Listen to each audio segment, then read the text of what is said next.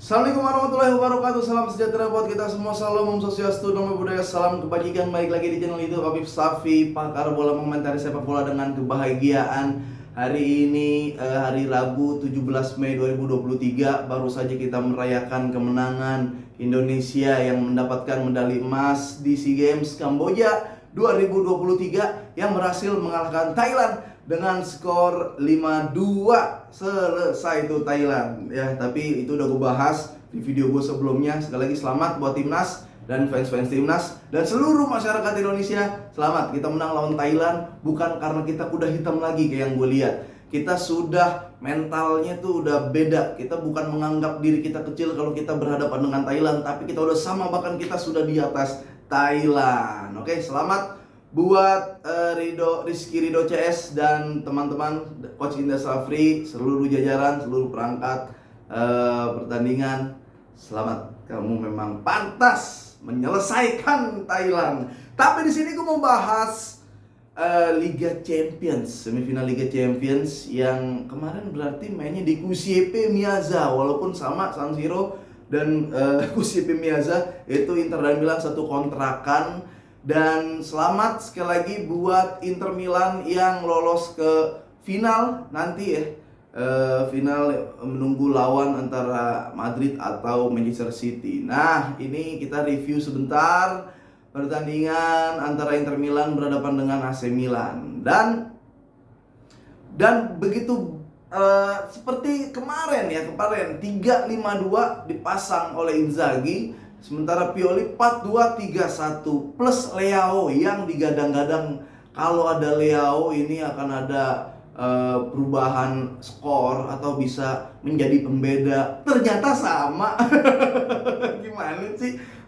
Katanya kalau ada Leao bisa meliak-liuk. Ya gue juga seneng sama Leao ya. Apalagi kemarin itu gue bener-bener nafsu sama Leao ketika lawan Napoli. Tapi setelah gue pikir-pikir, setelah gue telaah, Leo ini bukan tipe orang yang dribblenya itu lengket. Enggak, dia bisa gocek musuh 1 lawan 1, 3 lawan 1 kalau bisa, kalau sambil lari. Jadi Leo ini bisa berfungsi kalau ketika kita lihat kemarin lawan Napoli, Milan bertahan, Napoli maju semua, garis pertahanan tinggi, counter attack, Theo oper Leo. Disitulah Leo bisa meliuk-liuk karena di dribble melewati lawan sambil lari. Tapi kalau lu main kayak Inter semalam yang udah jelas transisinya jelas, organisasinya jelas, di situ Inter menggunakan press dan zona marking.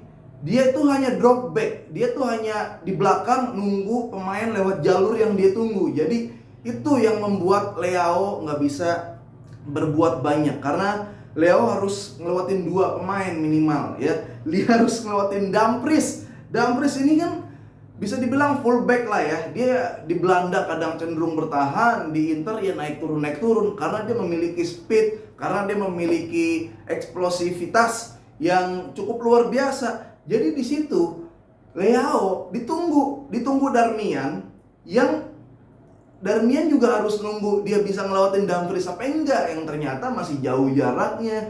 Dumfries bisa berhasil menutup Leo kalau lewat ada Darmian. Jadi ya udah, cuma Leo hanya bisa kesel Leo.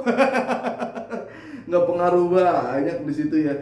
Kayak pengaruh banyak terlihat di lini tengah mungkin Milan, Tonali tapi tetap dia nggak ada teman ya. Tonali Berham Diaz tuh.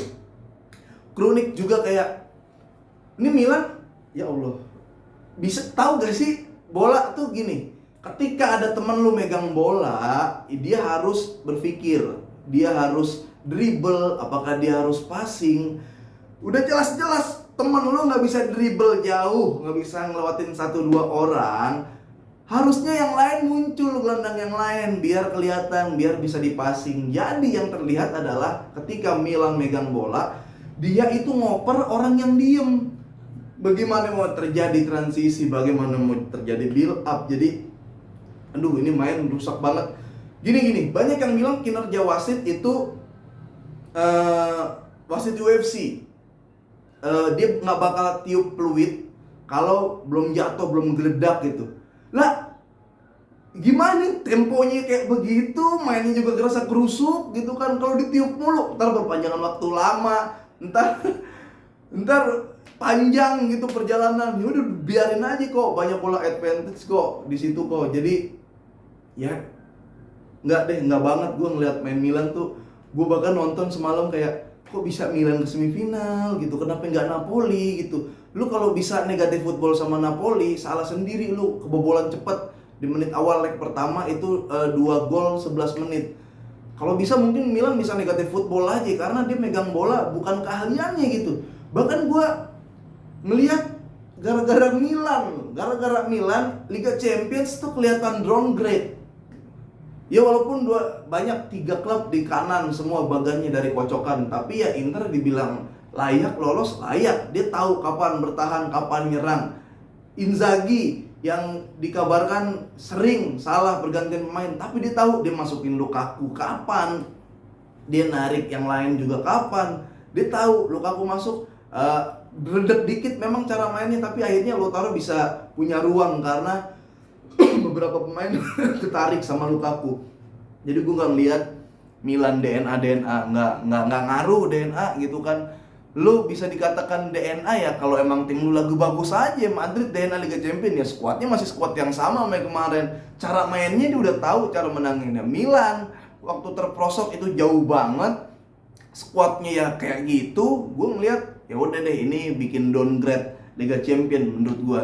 Dia nggak tahu harus ngapain Milan di lapangan bola. Lu main bola bawah, gimana mau bola bawah? Ada di overload nih, 3-5-2. Gelandang Inter selalu overload di tengah ya, di tengah.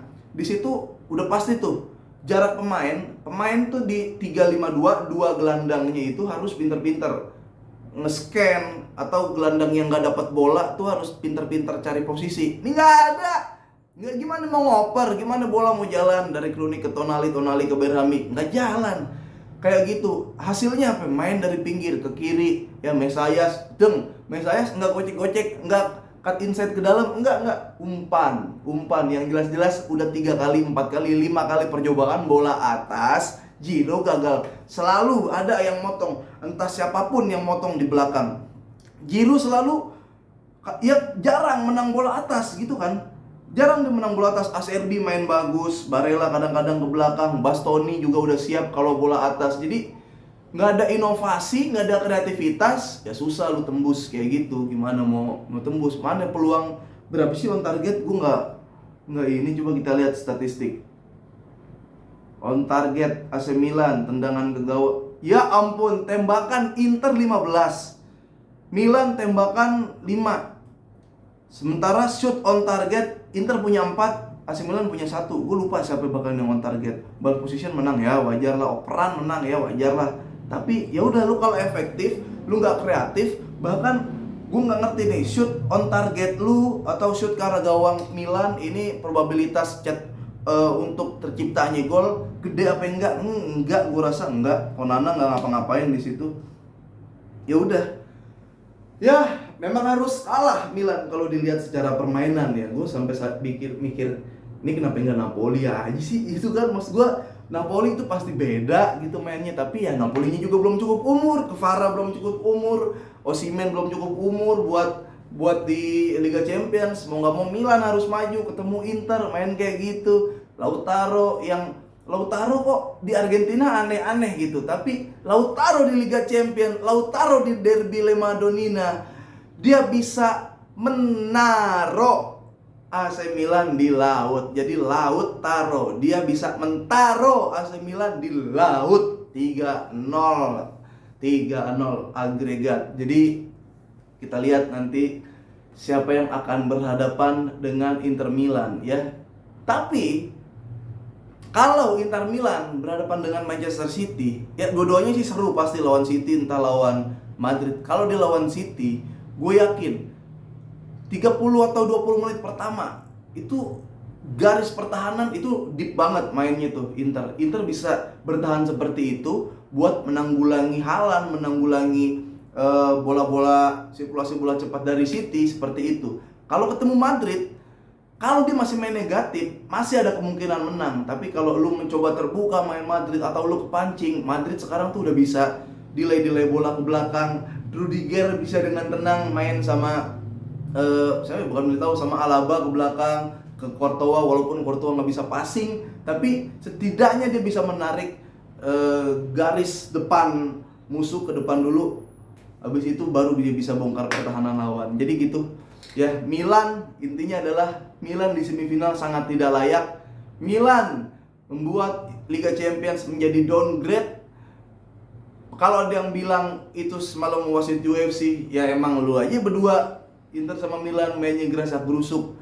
Jadi tidak ada DNA-an selagi punya kualitas pemain yang tidak berkualitas. Gitu aja. Ya, terima kasih yang udah nonton YouTube Pakar Bola Mengomentari Sepak Bola dengan Sotawan. Like, comment, dan subscribe. Terima kasih yang udah nyalain notif juga. Jadi kalian tahu kalau ada video yang baru diupload. Terima kasih yang udah dengerin podcast Boba. Bola banget di aplikasi Noise bareng gue dan Jerry Arvino.